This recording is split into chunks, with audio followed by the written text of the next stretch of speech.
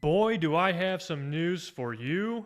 We're going to talk about whether or not NFL officials are rigging games for the Chiefs.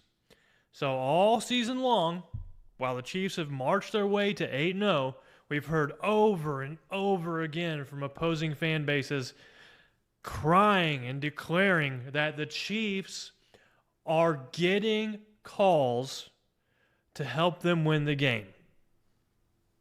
The Chiefs are getting calls, rigging the game in their favor. These fans are saying the Chiefs would not be 8-0 if the refs weren't on their side. So I went through every single game this year and kept track of a number of things to see if indeed the refs were favoring the Chiefs in these games. I am Gary McKenzie, your host. Welcome to RGR Football. While you're here, make sure you hit the like button, subscribe if you've not done so already. Really appreciate you all for stopping by, but let's get into this content. So I have some crazy statistics to tell you today. And the first thing I want to talk about is my method. So I went through all 8 games the Chiefs have played so far this year, and I kept track of a number of things. I kept track of how many penalties were called against the Chiefs' opponent. I kept track of how many penalties were called against the Chiefs, how many yards those penalties accumulated to, and then I kept track of a handful of other statistics. One of them was whether or not a play was killed or a drive was basically stopped because of a penalty that was called by the refs.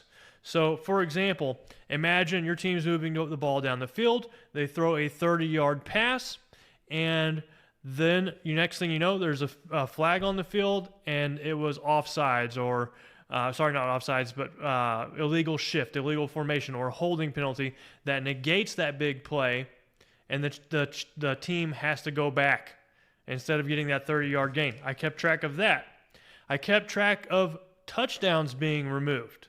So if a team scores a touchdown and the refs throw the flag and negate the touchdown, I kept track of that. I also kept track of when the drive gets extended, so you're on defense, you're trying to get a stop, you made the stop, but then there's a flag for a defensive holding or some other penalty that negates the stop and extends the drive for the opposing team's offense. So I kept track of these 3 things. These are ways that the refs can directly impact the game to change the outcome drastically. So if a drive is about to end, they can throw a flag and extend the drive. In fact, I would say that's one of the most damaging penalties that can happen, because if instead of the team punting, they get another set of downs. It's even worse than if a play gets killed, because you still have an opportunity to get the next play, to get more yards, to reclaim what you lost.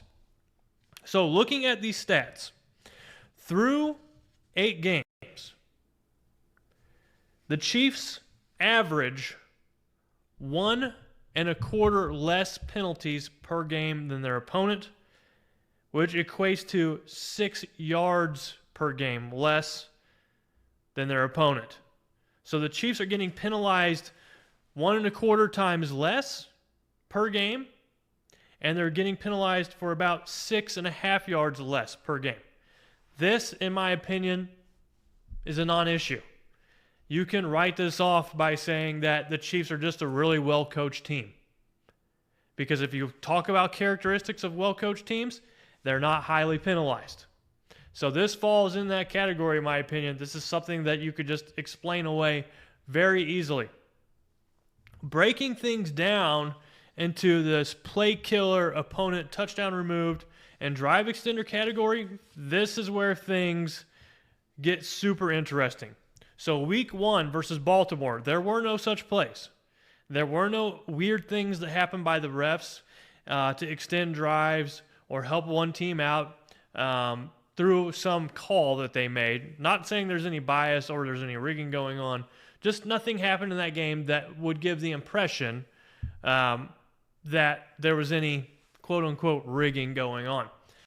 As you know, in that game, the Chiefs won at the last second because Isaiah Likely's toenail was out of bounds. Week 2 versus Cincinnati, This was an interesting game. There were 4 such penalties that were called in this game that had a pretty big impact. The first was in the third quarter. With 1 minute and 3 seconds left, it was 3rd and 4. Mahomes dropped back to pass, and he threw an interception.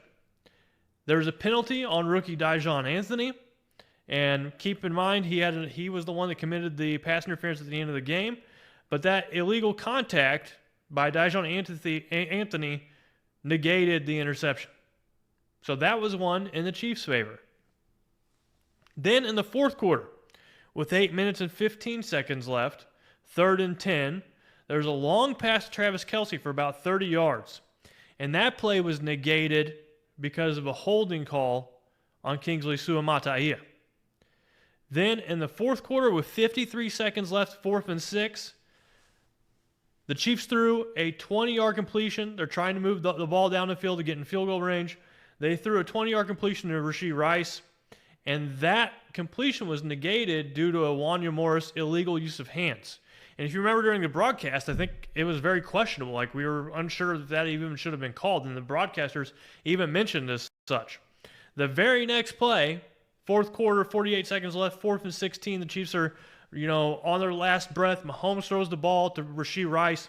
And once again, Dijon Anthony shoves Rice in the back before the ball can get there, and they call pass interference. So in this game versus the Bengals, there were 2 favorable calls for the Bengals, 2 favorable calls for the Chiefs. I see no evidence of any rigging going on here. Moving on to week 3 versus the Falcons, there's only one questionable call in this game, or one impact call, and it was in the second quarter with 7 minutes and 57 seconds left in the third quarter. 3rd and 6, 3rd down, and Kirk Cousins was moving the ball on offense for the Falcons. He throws an incomplete pass. Chris Jones was called for roughing the passer, and it extended the drive for the Falcons. That's the only impact call in this game. Moving on to week 4 at the LA Chargers, once again, no impact calls in that game. Week 5 versus the New Orleans Saints, there were 3 impact calls in this game. In the second quarter, with 13 minutes and 36 seconds left, it was 2nd and 5. Mahomes threw a touchdown pass to Noah Gray, and that was negated by a holding penalty on Juwan Taylor. Then in the third quarter, with 8 minutes left, it was 3rd and 7. The Saints had the ball. Derek Carr completed an 8-yard pass for a first down, but it was overturned because Chris Olave had an illegal shift, so they redid the play. And then in the third quarter, with 22 seconds left, 3rd and 1, Alvin Kamara, the Saints once again have the ball, was tackled for no gain. It was going to force 4th down, and Chris Jones was called for defensive offsides, and it extended the drive for the Saints. Week 6, the Chiefs had a bye. Week 7, the Chiefs were in San Francisco.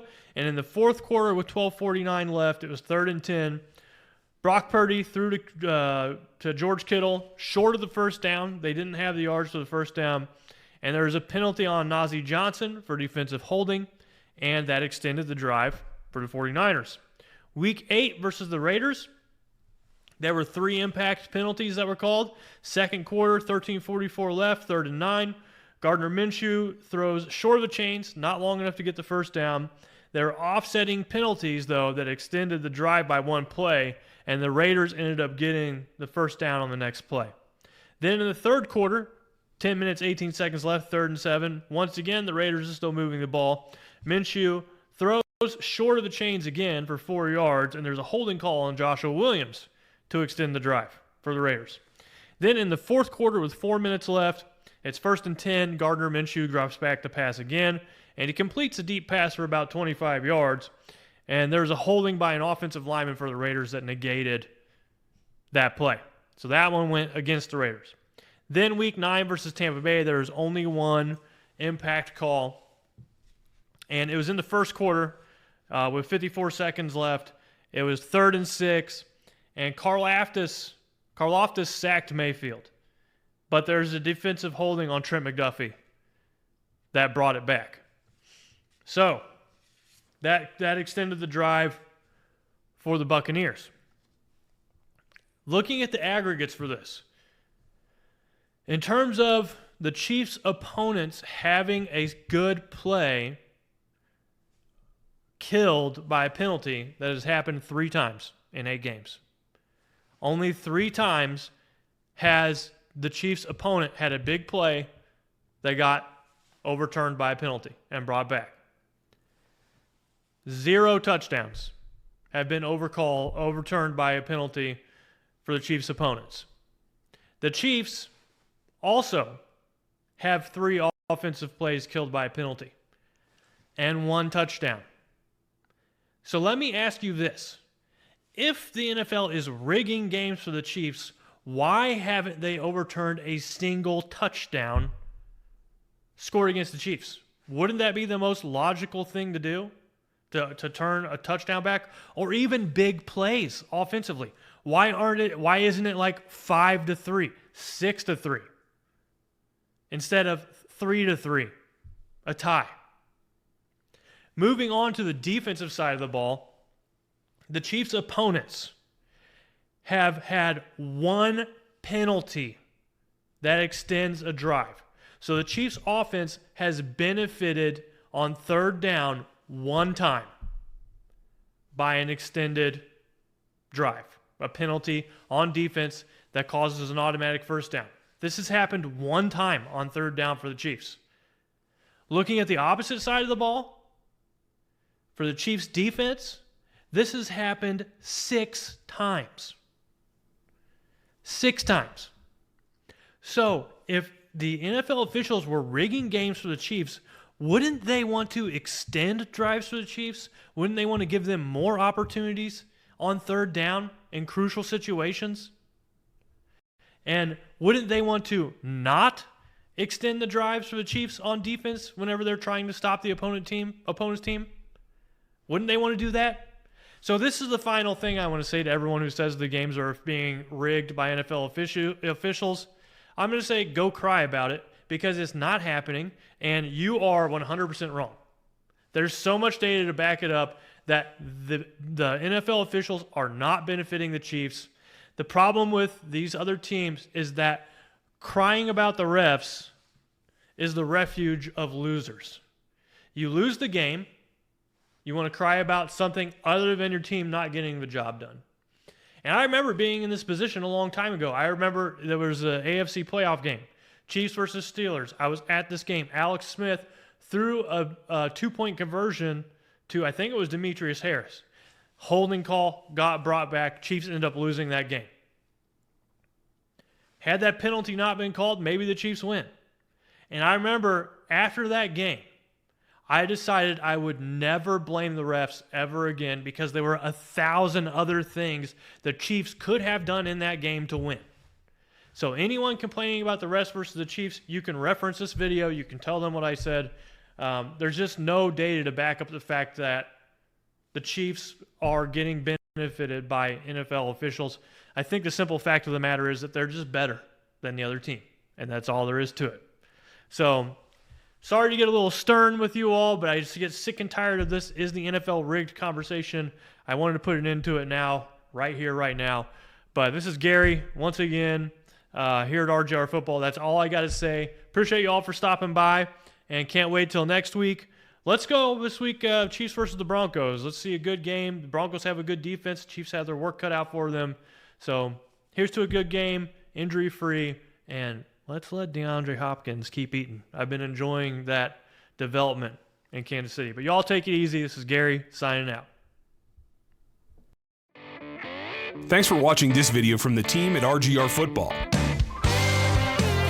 Click these videos to see more and subscribe to RGR Football.